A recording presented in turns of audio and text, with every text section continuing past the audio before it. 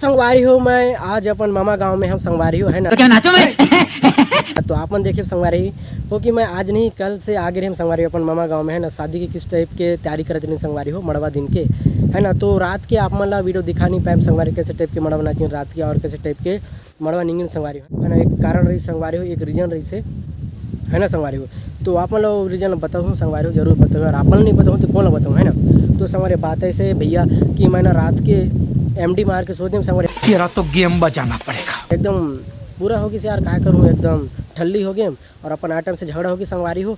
शाबाश एक टेंशन के चलते संगवारी हो मैं 4 से 5 कट्टा चावल अकेला खा गए संगवारी हो। झूठ बोल रहा है। और संगवारी तेकर खाए तो संगवारी पानी पी के नहीं सुते संगवारी हो। तेकर वजह संगवारी मैं ना पूरा 10 से 11 बजे तक एकदम सुध गए संगवारी हो। काय को एकदम नींद पड़ गया यार, तेकर से तो मैं वीडियो बना नहीं पाए संगवारी हो।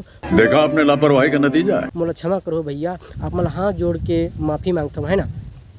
तो संगवारी हो ये गोटला साइड में रखना संगवारी हो गोली मारथन तह के गोटला बह ले जाए भैया।